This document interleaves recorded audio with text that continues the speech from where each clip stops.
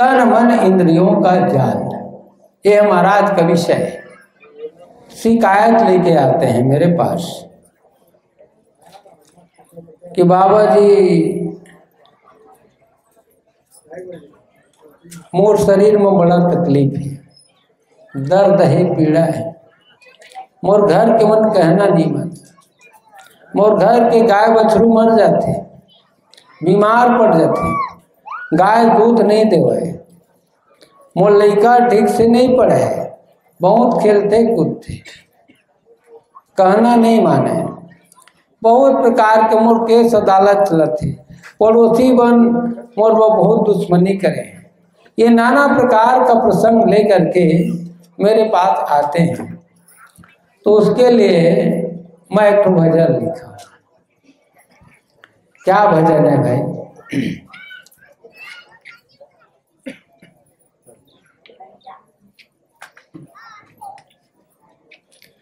मोहि दुख दुख यति सारे गुरु जी घर आए संकट भारी।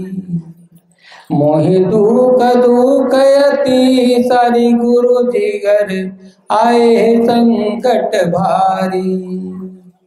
दुख आए संकट भारी गुरु जी घर आए संकट भारी। मोहि दुख दुख मोहि दुख दुख यति सारे गुरु जी घर आए संकट भारी। क्या जानू घर होए बर्बादी, क्या जानू घर होए बर्बादी। तन मन दुखिया हम हो गए आदि, तन मन दुखिया हम हो गए आदि। अब मन मति मोरा हरि गुरु जी, अब मन मति मोरा हरि गुरु जी घर आए संकट भारी। अब मन मति मोरा हरि गुरु जी घर आए संकट भारी। मोहि दुख दुख यति सारे गुरु जी घर आए संकट भारी। घरे आए संकट भारी। मैं नहीं जाना बाबा का कारण से मोर घर बर्बाद होते। ये तन के दुख, ये मन के दुख रात दिन मोला सता दे। अब मोर मती काम नहीं करते, अब मोर मती काम नहीं करते। अतका कर मोर घर में दुख आए। आओ का कहते, माता पिता मोरा राह न आवे, माता पिता मोरा राह न आवे। बेटी बेटा मोरा राह न आवे, अब बेटा बहू मोरा राह न आवे। नारी को बहुत समझाए गुरुजी। नारी ला मैं बहुत समझाए, कौन का तो पुरुष है। नारी को बहुत समझाए गुरुजी, पति को बहुत समझाए गुरुजी। नारी शिकायत करते कि मोर पति के कारण मैं दुखी हूँ, और पत्नी समझाते मोर पति के कारण मैं दुखी हूँ। और माता पिता कहते मोर बेटा बहू के कारण मैं दुखी हूँ। बेटा बहू कहते कि मोर दाई दादा के कारण मन नहीं माने मांस खाएगा, झूठ बोले के कर नाम से दुखी है। और माता पिता कहते हैं कि मोर लोग लड़का बेटी बेटा के नाम से दुखी है। तो समझे ना बात हमारी गुरुजी, समझे ना बात हमारे गुरुजी। घर आए संकट भारी, गुरुजी घर आए संकट भारी। मोहे दुख दुख यति सारे गुरुजी, मोहे दुख दुख यति सारे गुरुजी घर आए संकट भारी। घरे आए संकट भारी। घर में पाले पशु मर जाए, घर में गरुआ बछरू राखे हैं तो मर जाते। घर में पाले पशु मर जाए, कैसे करूं मोरा समझ न आए, कैसे करूं मोरा समझ न आए। घर द्वारी बाहर आई गुरु जी, ये घर द्वारी बाहर आई गुरु जी, घरे आए संकट भारी, घरे आए संकट भारी। मोहे दुख दुख अति सारी गुरु जी, घरे आए संकट भारी, घरे आए संकट भारी। ये शिकायत घर द्वार भरा दे बाबा का करबे, ये संकट काकर कारण है। हमारे आपस में समझौता नहीं, पति पत्नी के, बेटा बहू के, बाप बेटा के, महतारी बेटी के समझौता समझ नहीं।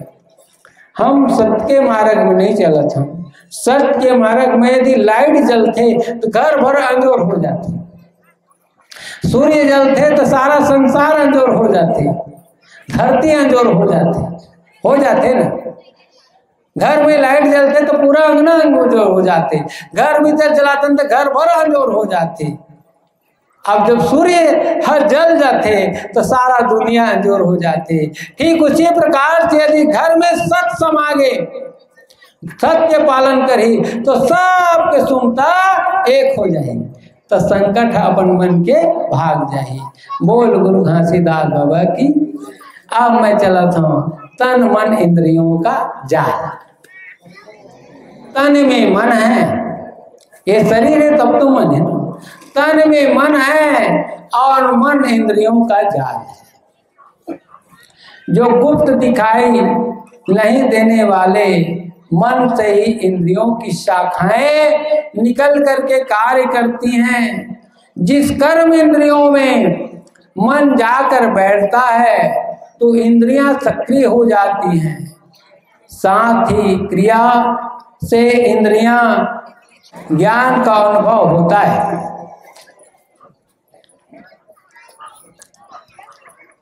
आवश्यकता से अधिक इच्छा बढ़ाना तन के लिए खतरनाक होती है, शारीरिक दुर्बलता का कारण बनता है।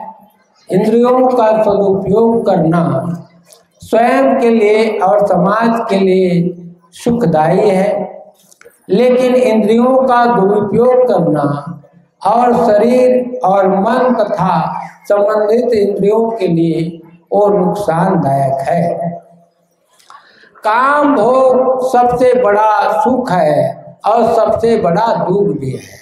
जहाँ संयम और धैर्य है वहाँ काम भोग में सुख है और संतान उत्पत्ति होती है, और संतानों के संस्कार देने में संयम होना अति आवश्यक है। यदि संयम और धैर्य समझ पर ध्यान नहीं है तो वहाँ पर दुख है। संतान उत्पत्ति के पश्चात भी पालन में दुख ही दुख है, पालन में दुख ही दुख है। और जब बच्चे बड़े हो गए तो शादी करने के लिए उसको दुख है कि नहीं, और उसके बाद और हो गए तो उसको नौकरी पाने के लिए काम धंधे का तौर पर शादी कर देना रहता है, ठीक से काम करना, तो माने दुख ही दुख है। संतान उत्पत्ति में सुख भी है और सबसे ज्यादा दुख है। सुख कम है कि मेरे पास है करके, लेकिन दुख जाता है, जीवन भर दुख है दुख। संतान उत्पत्ति के पश्चात भी पालन में दुख ही दुख है। विवाह भी तो कामुकता के लिए नहीं बल्कि संयम के लिए होता है। यदि शादी के बाद पति पत्नी संयम का पालन करते हैं तो परिवार सुखी होता है। यदि संयम का पालन नहीं करते हैं तो वह घर का नर्क बन जाता है और दुख ही दुख है। हमें पता होना चाहिए कि सुख की कामना करना और सुख के लिए बिना समझ धैर्य और संयम के मनमाना करना दुख को आमंत्रित करना है। ऐसे लोभ और लालच के कारण सुख कोसों दूर चला जाता है और हम दुख में चारों तरफ घिर जाते हैं। केवल लालचवश इच्छा जाहिर करना और करते रहना दुख का कारण बनता है। पाप पुण्य दो खाम है, पाप पुण्य दो खाम है, जिसका पहचान हमें होना चाहिए।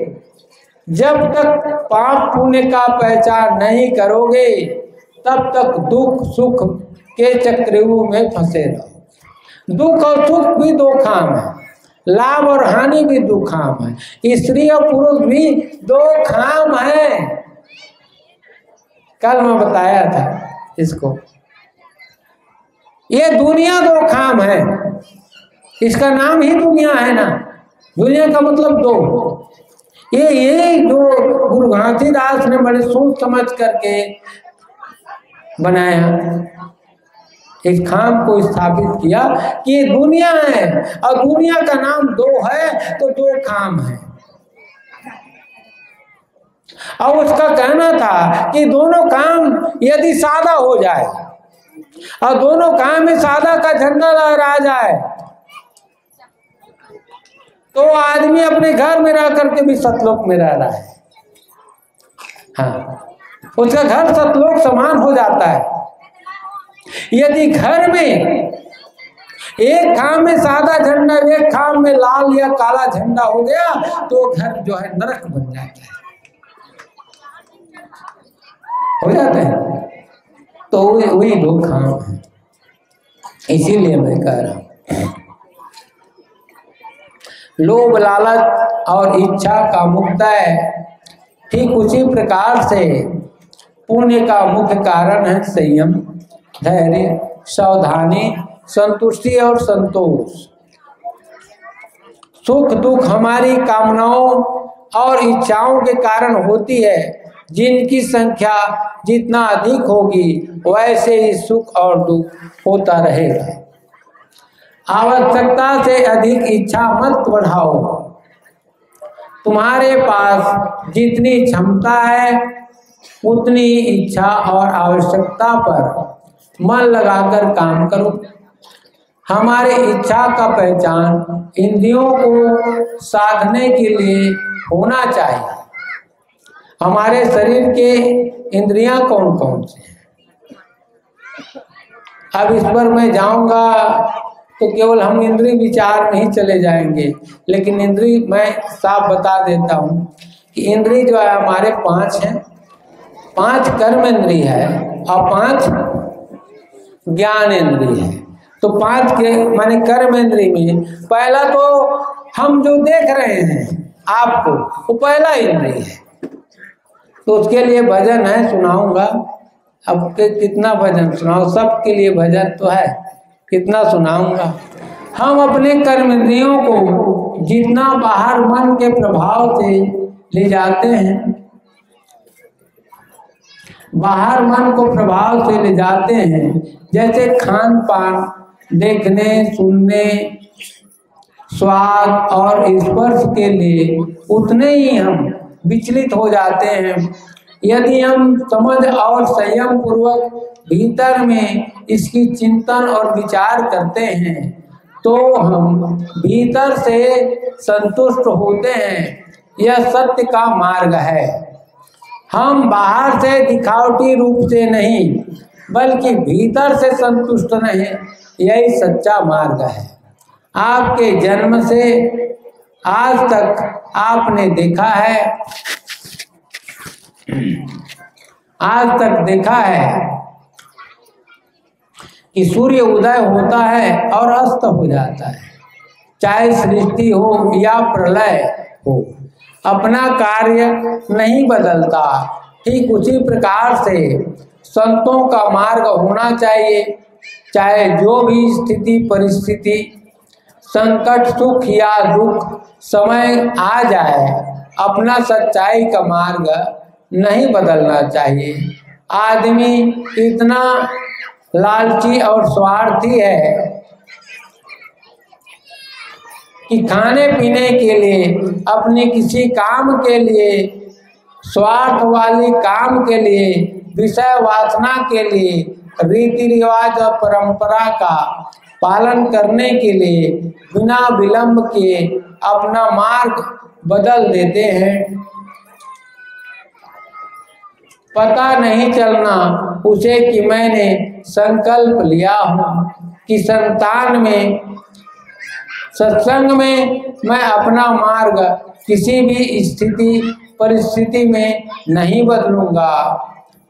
आदमी अपनी मान्यता को जो आप किसी से उधार लिए हो अर्थात सीखे हो, उसे इतनी गंभीरता से ले रहे हो कि वह मान्यता देवी देवता और भगवान का आपने ही बनाया है।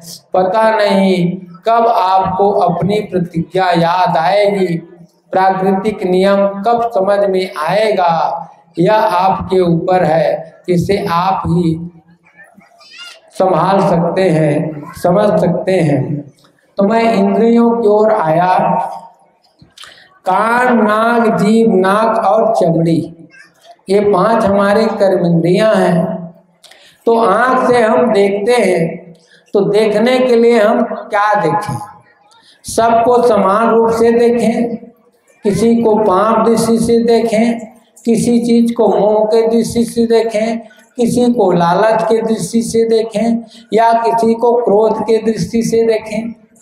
किस दृष्टि से देखें, ये आपके ऊपर है कि हमारा जो इंद्रिय है उसमें उसका उपयोग हम कैसे करें, किस रूप में देखें, ये अपने ऊपर है। तो यही है, यह तन मन इंद्रियों का जाल है। इसमें 5 जो कर्मेंद्रिय है और 5 ज्ञान इंद्रिय है। कर्मेंद्रिय का मतलब जो काम करने वाला है, काम करने वाले 5,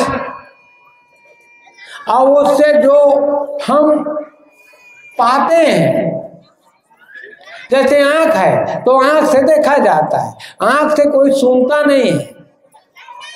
कान है तो कान से कोई देखता नहीं, बल्कि क्या करता है, सुनता है। जीभ है, जीभ से हम क्या करते हैं, स्वाद लेते हैं, लेकिन सूंघते नहीं हैं। जीभ से कभी देखते नहीं हैं। तो सबका अलग अलग काम है। ये चमड़ी है, चमड़ी जो है स्पर्श करता है, तो हमें पता चल जाता है तो किसको स्पर्श करना है, किसको स्पर्श नहीं करना है। देखना है तो सत्य के देखना है, झूठ को देखना है, ये निर्णय करना है। सुनना है तो किसका क्या सुनना है, किसको नहीं सुनना है, ये करना है। इसी प्रकार से सूंघना है तो हमको दुर्गंध चाहिए कि सुगंध चाहिए। दारू पीने वाले को सुगंध चाहिए कि दुर्गंध चाहिए? दारू पीने वाले को, गांजा पीने वाले को सुगंध चाहिए कि दुर्गंध चाहिए? सुगंध चाहिए। अरे उसको दुर्गंध चाहिए, उसको वही अच्छा लगता है? तो वही है, सुअर को सुगंध पसंद नहीं है क्या? उसको ढील दो तो कहाँ जाएगा? नाली में, क्योंकि उसको वो जगह अच्छा लगता है। तो जो शराब पीता है उसको शराब का अड्डा अच्छा लगता है, शराब पीना अच्छा लगता है।